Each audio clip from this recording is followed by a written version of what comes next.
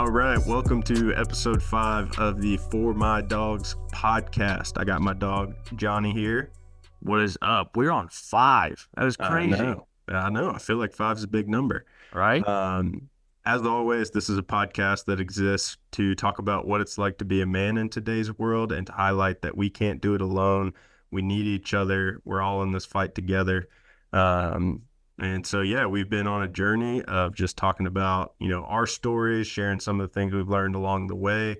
We're coming off 2 episodes where we talked about some healthy habits that help you deal with mental health struggles with anxiety, depression, so on and so forth. And then we talked about some unhealthy habits and ways that we cope with those struggles that actually have negative impacts on us. And so flowing out of that, we want to kind of talk about what it looks like to build mental toughness and resilience, so that we stay focused on what truly matters and we turn away from those unhealthy habits towards the healthy ones. So that's what we're going to be talking about today. It's not necessarily just being like a tough, physical guy, but like, how do we build toughness mentally? And how do we build up resilience so that when things go wrong in life, we're not thrown into a spiral. We're not just shaken and stirred up and tossed by the waves, but we actually have some backbone to us to where we can withstand the challenges that life throws at us. And so I want to start just by reading some statistics that I think are pretty shocking, that just kind of set the stage for the state of our world right now. And this is, obviously about more than just men, but these statistics obviously apply to men too. So the first one that I think is interesting, this is from the National Institute of Mental Health. They report that depression has quadrupled since last year. So reported 2024? I think from 2023 to 2024, okay, it has quadrupled. And which that is just really eye-opening and makes you ask the question, like, what is causing this? Why is there such a spike?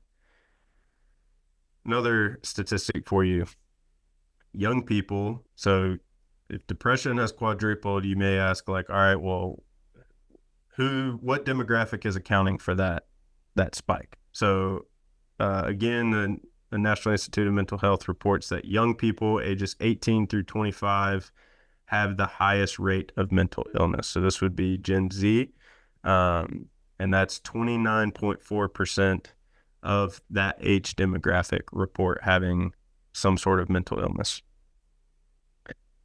39% of Americans, so this isn't just young people, this is everybody, reported being more anxious than they were a year ago. And this is according to the American Psychiatric Association. So not only has depression quadrupled, but almost 40% of Americans reported being more anxious than they were a year ago. And I think these next 2 statistics kind of point and hint at a little bit of why this is happening. And these are both from the CDC. The first is that 19% of adults are fully satisfied with their life. So they would say, I'm happy with the way things are. I'm happy with my work. I'm happy with my family, with my life. I'm good with what I have. They're fully satisfied. Only 19% of adults would say that they're fully satisfied. I think that's pretty sad. Not even a fifth of our population. Can you repeat the stat on the 18 and 25 again? Yeah, so young people ages 18 through 25 have the highest rate of mental illness at 29.4% of that demographic. Yeah, so and then you said at the end, you said people with what's the age group again? Just 19% of adults are fully satisfied with their life. And then paired with that, 21% of adults have a clear sense of purpose. So about a fifth would say they're not fully satisfied, and about a fifth would say that they actually have a clear sense of purpose. So 4/5 of the population does not have a clear sense of purpose. Yeah. And 4/5 of the population isn't fully satisfied with their life. Well, let's look at that from a time of life. So like 18 to 25, that's graduating high school, going into college. and Mhm. then your last stat was when you have that job, you know? And so like I think there's so much pressure of people trying to figure out because as soon as you graduate, like even if when you're a sophomore, junior, where are you going to school? What are you going to do? Mhm. And I don't That's what know. you get asked, yeah, all Yeah. the time. And honestly, I don't think those people actually give a crap about what your answer is. I just think that's just them trying to create conversation, not Mhm. trying to be a jerk, but I think that's the truth. So then you have kids getting to college and they don't know, like one side people say, man, college is the best time of your life, live your life. And on the other side, it's like, hey, what are you going to do for the rest of your life? Like the Yeah, rest of your life. You have to figure that out when you're 20 something years old. Like, why, yeah. like, who made that call? Do you have to figure that out? And then, so they like jump the gun and they, okay, let's do this. And then you do that, you go into thousands of dollars in debt, to find what you want to do for the rest of your life. And then you get to that part and you're like, I hate this. Like, Mhm. I didn't have any time to really decide. And I was like, people were in my ears telling me that I need to decide right now because someone years ago said you had to, and then they get to that point, and then they don't know what they like. They don't enjoy their life anymore. Yeah. Like that's we need to break that cycle because I think that is the cycle right there. Yeah, and I think that, that'll be part of our conversation is that you don't need to put so much pressure on yourself to like make to say this is my purpose for the rest of time. Like purposes can change. Your passions Yeah. can change. Oh my Your gosh. Yeah. what you enjoy can change. So like that, I mean, you just look at how many people change their majors once they get into college Yeah. and they think they want to do one thing. Like I'm a great example of this. I um was when I was graduating high school, I was getting all those questions and I was like, I don't know. I don't know what I want to do. I have no idea. I really did not have a clue what I wanted to do. And it was, partly because I wasn't really sure, like, I hadn't talked to a lot of people about like what was really out there. So I didn't really know I don't feel like high schools really prepare you to think about those things No. or give you a glimpse of what's out there. I know there's clubs and stuff you could be a part of that help with that, but I just wasn't. Yeah. And so, I just said, all right, I'll go to UNC Charlotte and I'll major in business because both my parents went to UNCC. My brother went to UNCC. So I was like, all right, I'll just go there and I'll major in business because I know you can get a lot of jobs if you have a business degree. Kind of opens the door for a lot of things. So I was just going generic and I was like, all right, I'll figure it out along the way. I think I talked last podcast about how I do that. At that time in my life, I was just, I'll make it up as I go along. I'll figure it out. And so I get to 2 weeks before moving into UNC Charlotte, I felt like the Lord was calling me into full time ministry. And so the Lord in that moment gave me some clarity about, all right, you thought you wanted to do this, but I'm giving you some clarity on this is what I want you to do. And so that completely changed my plans. So, I'd start my first semester there at UNCC, but then realize that I need to change course and, go start pursuing a degree in ministry because that's what I'm really passionate about. And that's what I feel like my purpose is. And so, I moved around in college all the time. Like my college journey was just crazy. So I did one semester at UNCC, did a semester, I think 2 semesters finishing up gen eds at a community college to save some money. And then I went on campus at Liberty University to start my biblical studies degree. And then it's just expensive because it's a private school. So I finished that up online and then did my master's online. So I mean, yeah, we put way too much pressure on young people to have it all figured out. But that's part of what I hope to show, what we're talking about today is take everything one step at a time and learn as you go. And you'll start to connect the dots of like, all right, this thing I'm going through now that's challenging and I don't have it all figured out is preparing me for this. So how can I be the best version of myself now so that when I get to the next step, I'm ready and prepared. So yeah, I'm glad you brought that up. And I think, just to set up why talking about this is important, there's a verse I want to share from Hebrews 12, verses 1 and the first part of verse 2. It says, therefore, Since we are surrounded by such a great cloud of witnesses, let us throw off everything that hinders and the sin that so easily entangles us, and let us run with perseverance the race marked out for us, fixing our eyes on Jesus, the pioneer and perfecter of our faith. So, with that, I think what you see from this verse is all of us have a race already marked out for us that we're meant to run. But Jesus doesn't always make it clear what path that race is going to take right off the bat. But there is a race. You have a purpose. You've been created with gifts, with passions, with relationships, with all kinds of things that are preparing you for this race that you're going to run. And there's all these things in life, we talked about it some in the last podcast, that will try and hold you back from running that race. And they will hinder you. They'll get in your way. There'll be obstacles in your path. And we have to learn how to throw off those things so that we can run the race that God set out for us.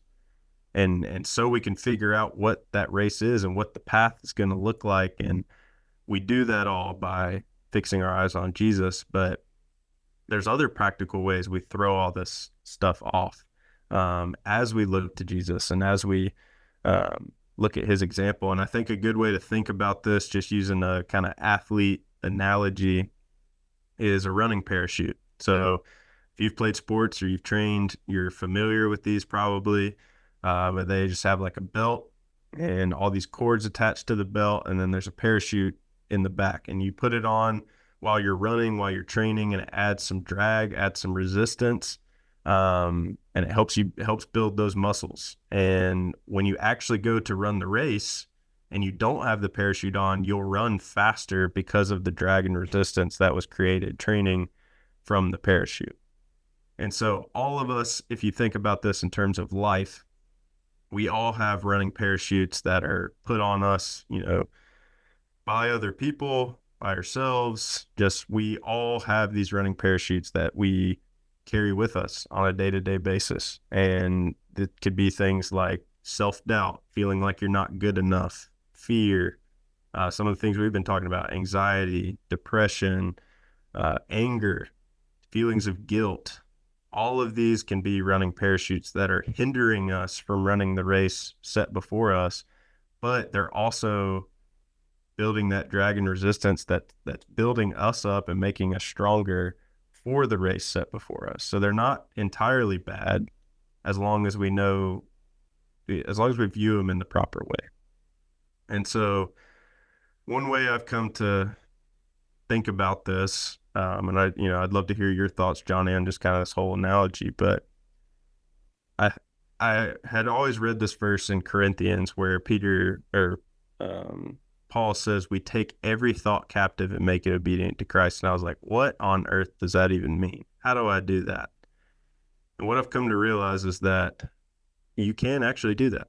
You can take every thought captive and make it obedient to Christ. Your thoughts are not the end all be all or the source of truth, or your feelings aren't that either.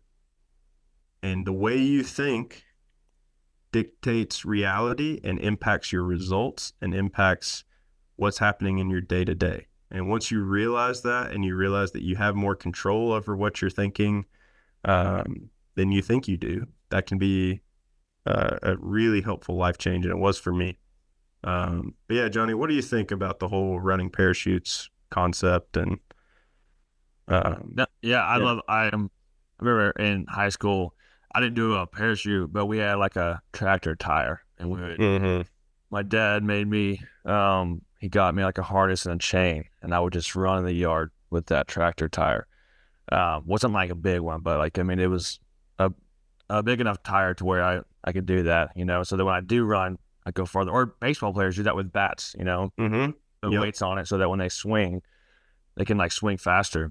But yeah, no, I agree. There's a video I was thinking of also of it was like so forever ago. I think it was a commercial, and there was a guy in a hallway, and people just start coming at him and putting a jacket on or taking a jacket off, cutting his hair, putting a cigarette in his mouth, taking a cigarette out, and like everybody's like telling him what to do and his life choices, and then like everybody goes away and And I think that could be similar to it, is like you have a lot of things that get thrown in at your life.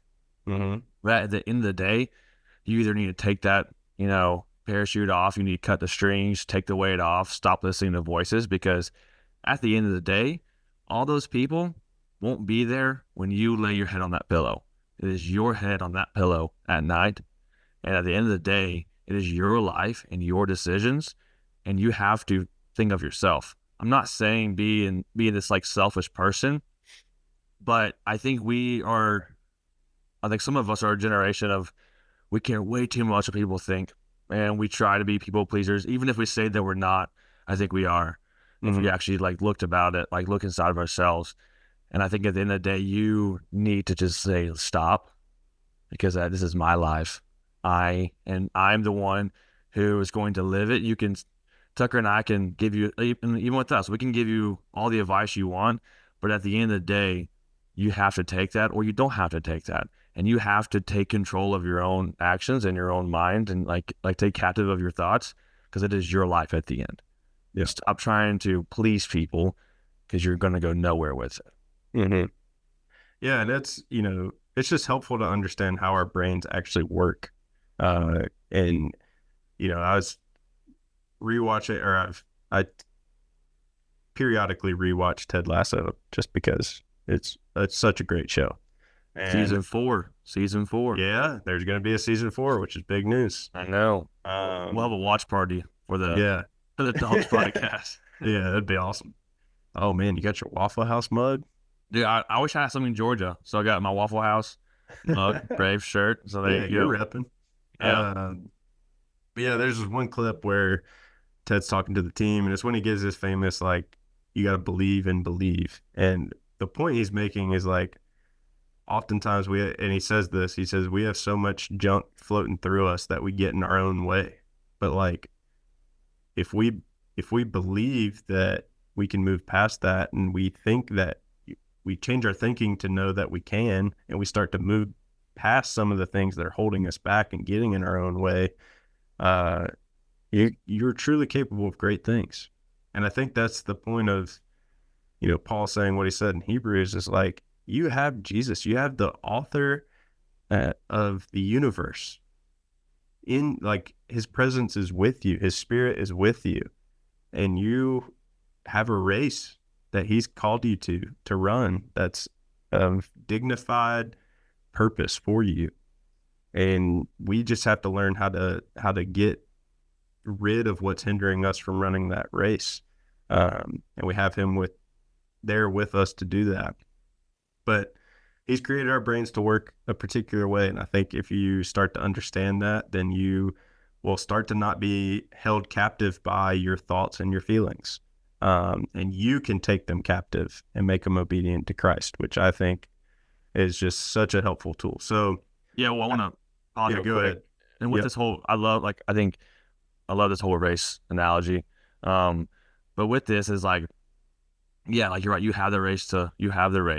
It's your race, and you have a race to run. So stop looking at the person next to you. Stop looking at the person behind you or the person ahead of you. Mm-hmm. Like, it's like I feel like look to Jesus is what he says. Jesus. Yeah. And I feel like as a I don't know what you want to call this, organization, podcast, a cult, whatever. Let's not call it a cult. I know, It's definitely not what it is. Yeah. But with social media, as our podcast, I feel like we bash social media a lot, which is just ironic. But like, I feel like that also can hinder your race too. Yeah. Absolutely. You look at how everybody else, oh my gosh, they have he's already married, she's already married, they already have a kid, they already have bought a house, they've already, look at them, what am I doing? Like, stop that.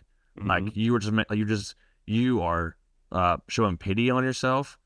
I'm not trying to be harsh here, but like that's not helping you out. Having those things right there, that is putting that parachute back on, even after you might have taken it off. Yeah. Like, don't be looking at the person next to you while you're running that race. Focus on Jesus. Focus on the end goal, and keep running. And don't be looking, oh my gosh, this guy's running next to me, and his shoes are a lot nicer than mine. And then you slow down because you're looking at that guy. Yeah. So like, just keep like, have that horse blinders on and just stay forward. Because you're not running the same race. They're running their race. Yeah. You need to run your race, Yeah. and it's going to take a different path. Like you're not meant to run the path that they're on because that's Right. their race. And for all Yeah. you know is they're looking at you the same way, Yep.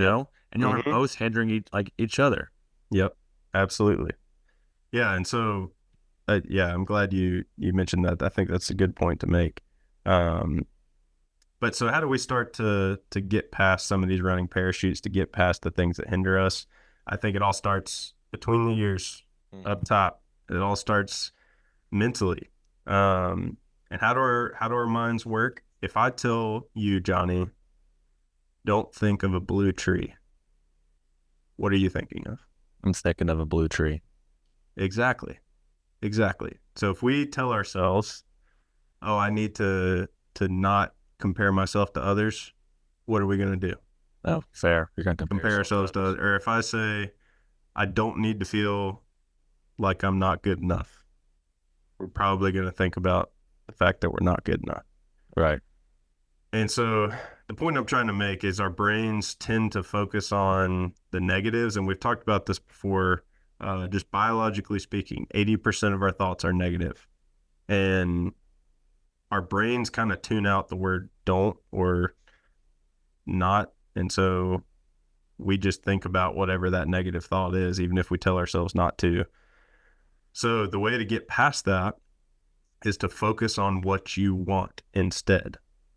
That's the question you should ask. When you have a negative thought, think, what do I want instead of this thought I'm having? So if I feel like I'm not good enough, what do I want instead of feeling like I'm not good enough? I want to feel empowered. I want to feel strong. I want to feel ready for whatever's ahead. So just say that. I'm empowered. I'm ready. I'm strong. I can handle this. Um, and so that's part of the process of starting down this path of releasing some of these running parachutes. And I want to share some quotes from some pretty well-known men. Henry Ford, ever heard of that guy? Oh, yeah. Ford. Right. Built Ford tough. That's right. He has a couple quotes I like. But one of them, he said, whether you think you can or think you can't, you're right. And I love that. yeah. Whether you think you can do something or you think you can't do something, you're right.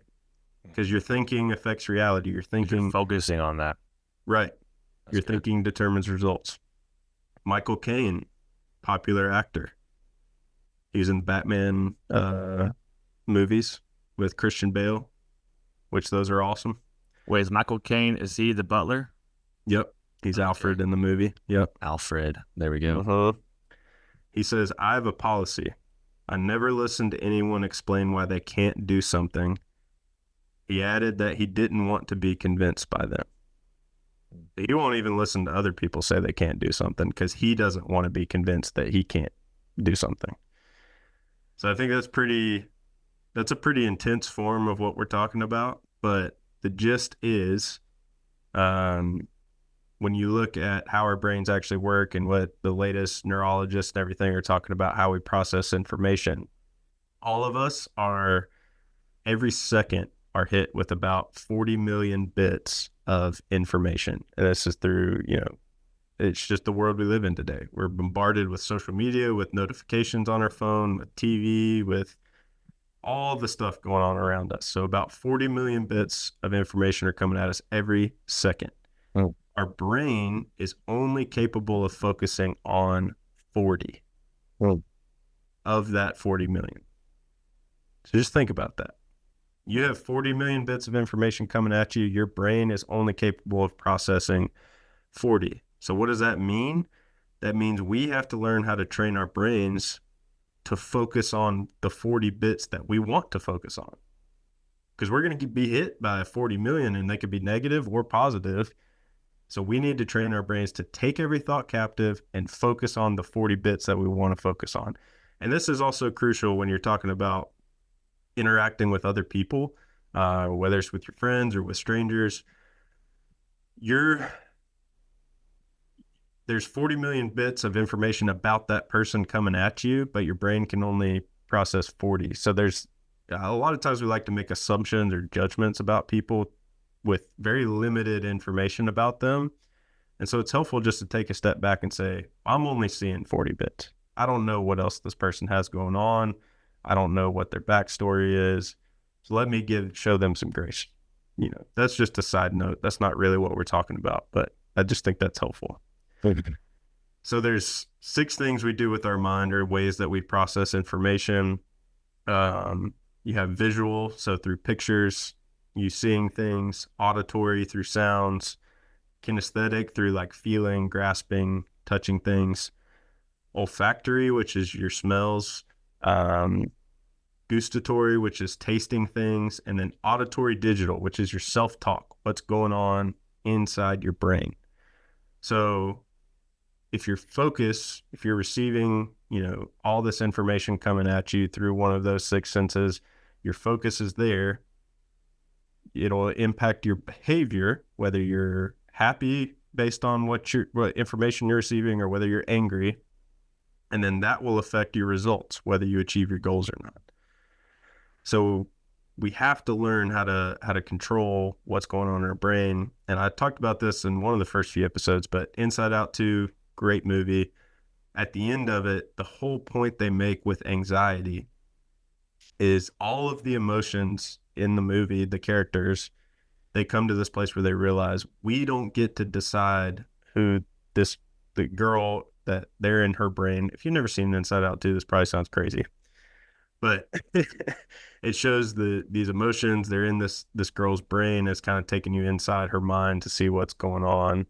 And so anxiety, joy, sadness, all these emotions are inside. And there's this climactic moment at the end of the movie where they come to this place where they realize they've been trying to control who she's going to be and who she's going to become as a woman or as a young lady.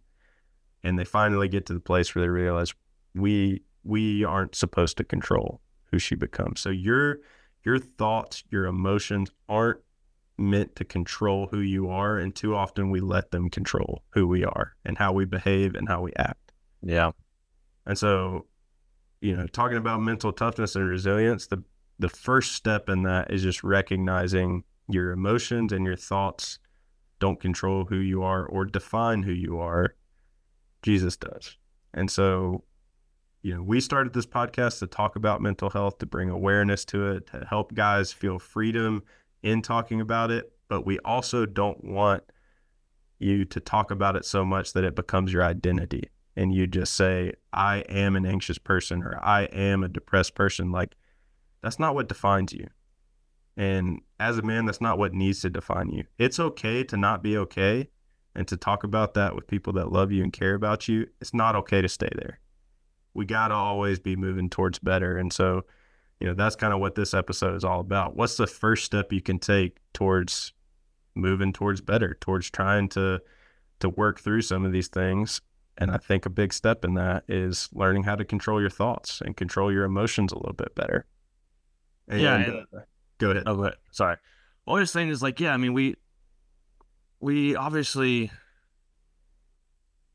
this entire podcast is about mental health. So like Tucker and I obviously acknowledge that, and we're not just saying, oh, you just gotta suck it up, just man up and suck it up. We're not saying that at all.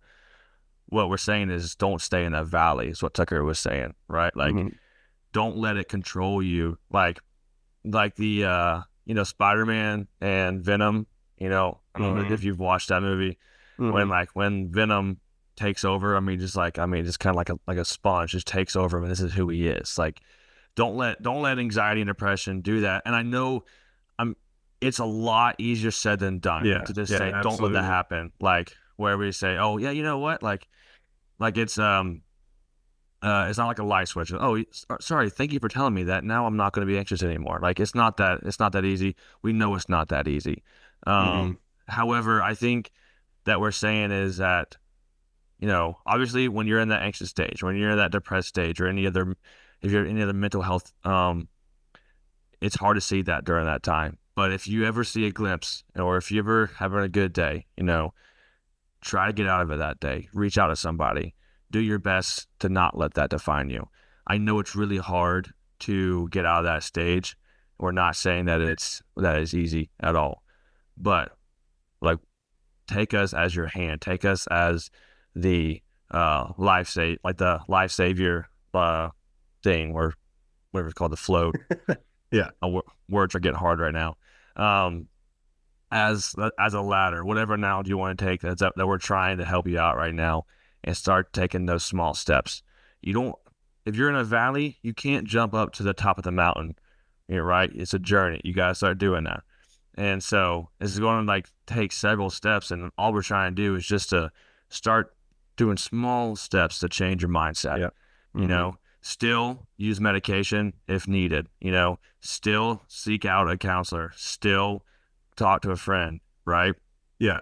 Yeah. This is But in, yeah, yeah, that's a good point to make, that all of, this stuff about, you know, building mental toughness, managing your thoughts, managing your emotions, like all of that is in conjunction with the other stuff we talked about as healthy right. habits that help as well. And yeah, we aren't even perfect at the stuff that we're No talking way. about. And we say that a lot, but like truly, um, like we truly are. Like there's times that I forget these things, and like I need Haley to, I mean, yeah, Haley all the time will throw this stuff that I've told her back at me when I'm like starting to Oh feel yeah. anxious or stressed or like, on edge about something. Like she'll be quick to remind me about this. And I'm like, yeah, you know what? You're right. I should just Yeah, change the way I'm thinking about it. listen to Like, your own podcast, Tucker. yeah, like I need Right, to quit.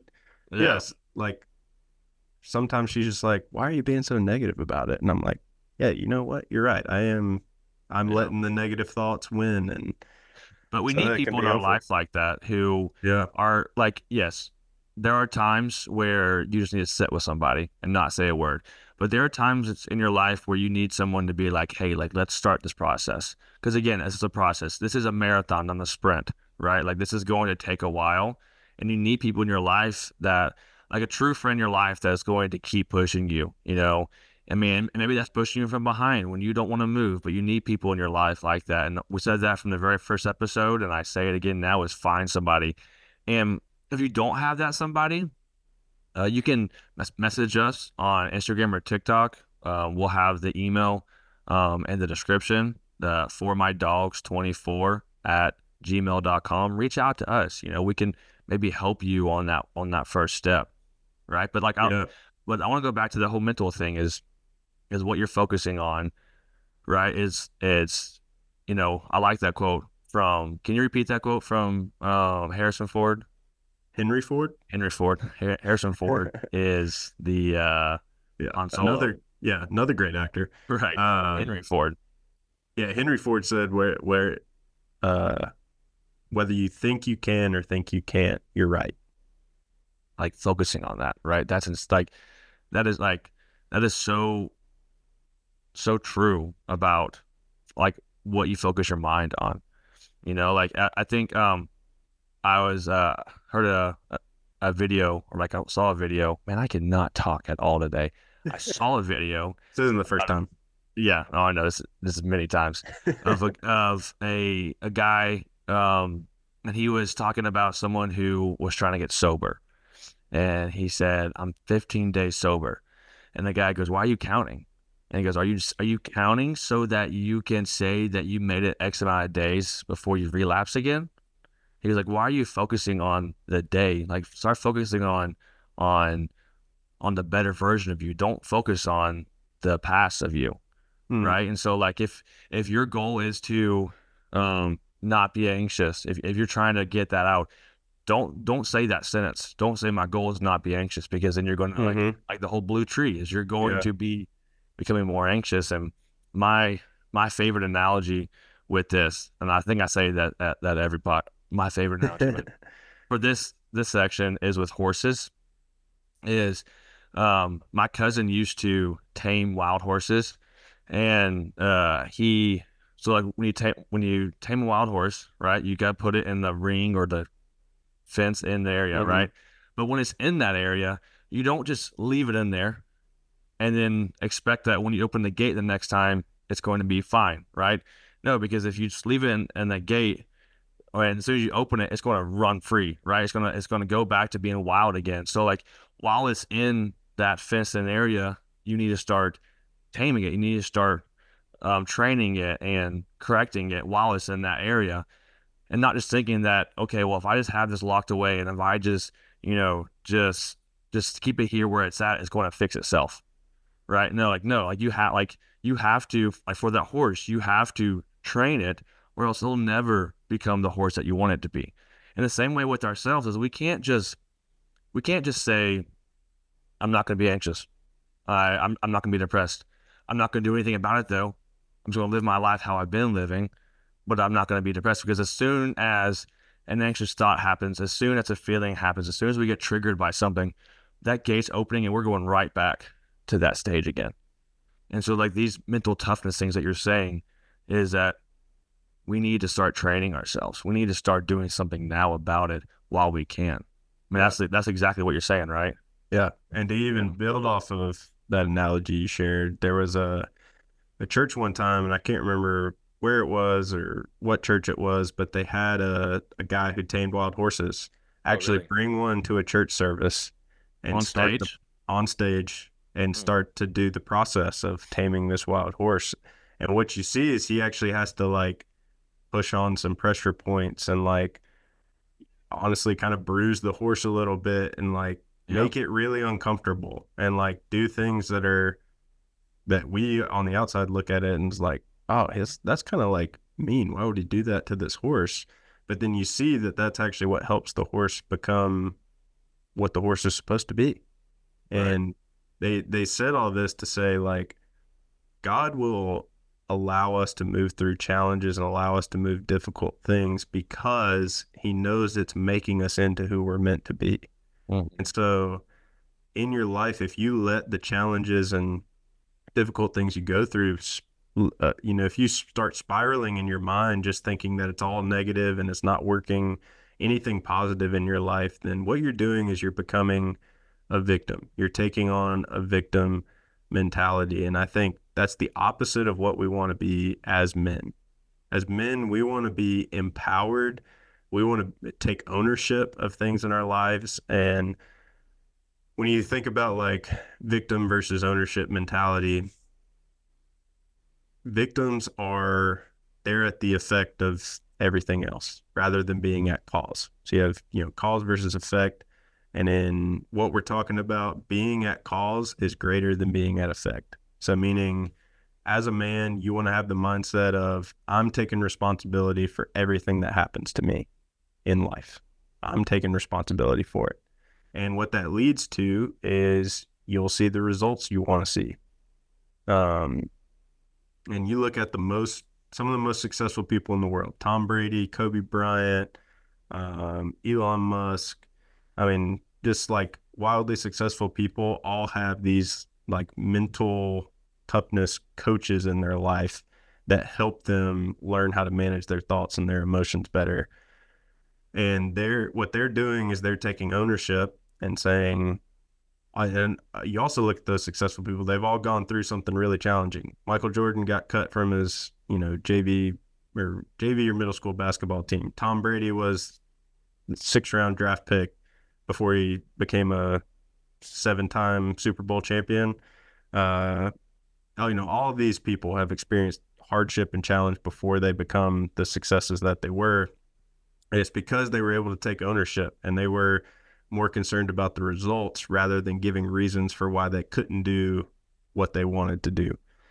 And that's what a victim mentality does is they just give reasons for why they can't accomplish something. So like if I'm in sales and I got this goal I got to hit and I don't hit it, if I'm a victim, I'm going to be like, oh, well, I didn't hit it because so and so didn't get me what I needed to, or the marketing team didn't get me the materials I needed to get. And, they'll shift blame, they'll give all these excuses.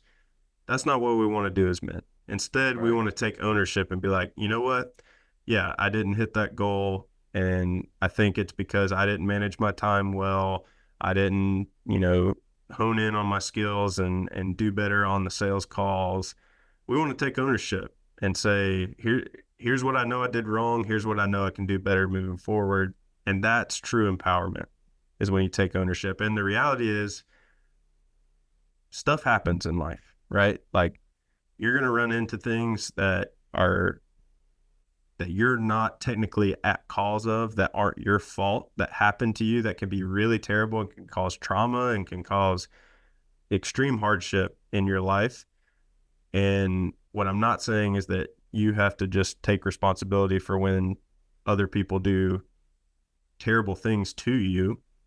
But the way you become or have an owner mentality in that is you say, well, what am I going to do next in response to this terrible thing that's happened to me? That's how you go back to having that ownership mentality. I just think that's really important. And that No, yeah, question of like, what am I going to do next in response to this thing that just happened to me? Like, that is a game changing question. Go yeah. ahead.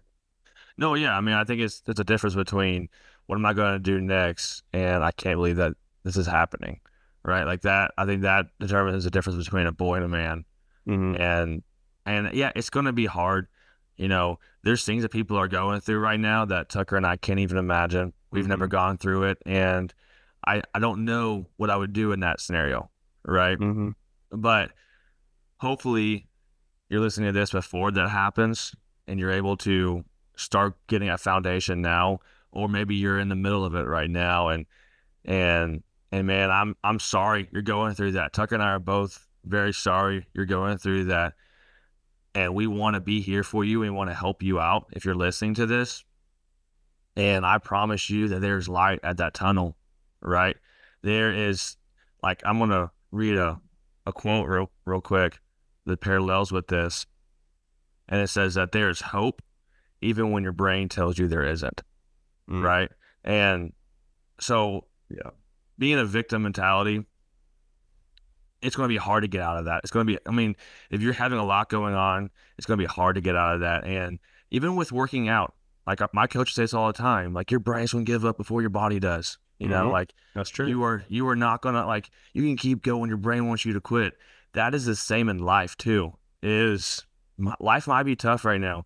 And you're right. I don't understand. You're right. I have no idea what you're going through.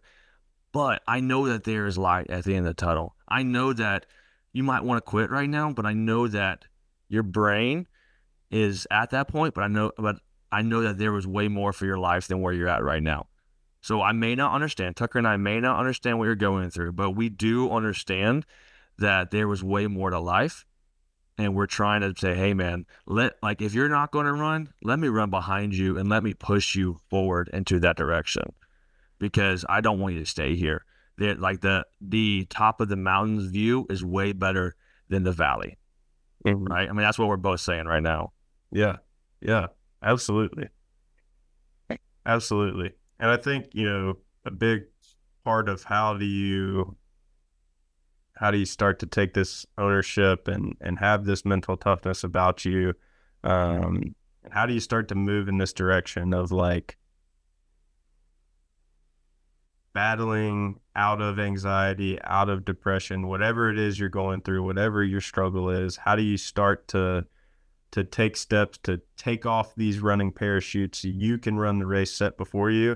Well, we're going to talk about that a lot more in the next podcast, but I think it starts with we already talked about how your mind, body, and spirit are all connected and how that's important to understand in terms of habits. That's one piece of it. Another piece of it that we briefly touched on, but we're going to go into more detail on, is talking about your purpose, your passion, and your principles or values. So the three P's. If you can start to define and clarify those things for yourself, it'll give you the vision and the direction that you need, that you're aiming for, so that you know what race you're running and you know what path you're running on. And then you can start to guide and take captive your thoughts to move in that direction and to throw off, some of these running parachutes. And so we've said this multiple times on the podcast, but what you give your attention to is who you will become. And so that's the baseline of what we're saying here, is what we focus on is what we're going to become. If we focus on the negative thoughts and the negative emotions that are coming in our head and in our brain, then that's ultimately who we're going to become, and that's what's going to define us. But if we choose to give our attention to things that give life, to that which is good, that which is positive, to know that all these hard, terrible things you may be experiencing or going through are working in you something good in the end. And there's hope that you're going to come through this and be out on the other side, and you're going to be a better man for it. That's a game changer.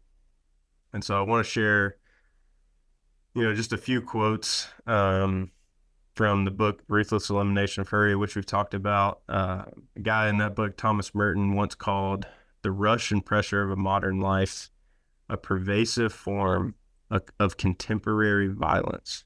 Yeah. And what he's talking about is the world we live in will hurry you up and rush you so much to where you don't have the time to take thoughts captive, and you don't have time to think about what your purpose is, what your passion is, what your values are, what's important to you.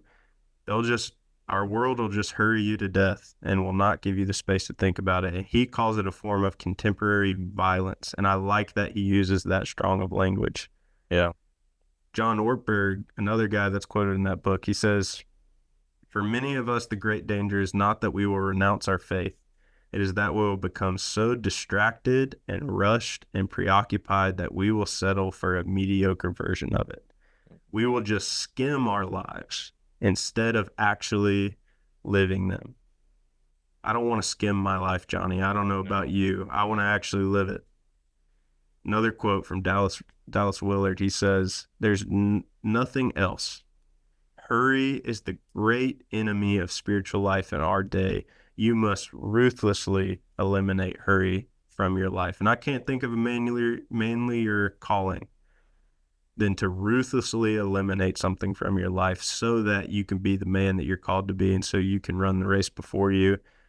And so, just to kind of wrap this conversation up, in order for us to start to take our thoughts captive so we can run this race and start to throw off what hinders us, is that first step in that, we got to slow down and simplify our lives around what really matters. And so the next episode, that's exactly what we're going to do. We're going to talk about how you start to think through and define what really matters to you, what your passion is, what your purpose is, what's truly important to you. That's what we're going to cover next. Yeah, and I want to do a full circle. Is that we talked about in the beginning about 18 and 25 is like it was when you're in college, and that's like, and then you get to your adulthood and you're not happy with your life. Well, in today's society, you're seen as this lazy person, or you're not successful person if you decide to take a gap year before college. And if you decide to slow down and be like, hey, before I start jumping into this, not only financially decision, but it's like this huge life altering like decision, and you decide to take a gap year and like slow down and take a bird's eye view from your life, that is seen as wrong in our culture today. But like, I think that whole slow down thing is we need to do that. My favorite thing to do when I'm driving and there's someone on my tail, I slow down. I'm that jerk who will go down 20 miles per hour. And then I love it when he flies past me and then I just slow up, come up to the red light, and we're both there. Like he hurried up there and I took my time and we both made the exact same part. We're all living life right now, and you can choose to rush through things and skim through things and not take everything to its full potential, or you can slow down, look at your life, look at others' life, and actually see how you want to do this, because at the end, we're all going to get to the same point. Yeah. And so like we need to really, if we want to live our life to our full potential, we need to slow down and look at this from a bigger view. Yeah. Yeah. And we're, looking forward to diving more into that in the next episode. So as always, go be a dog today. And go be there for your dogs.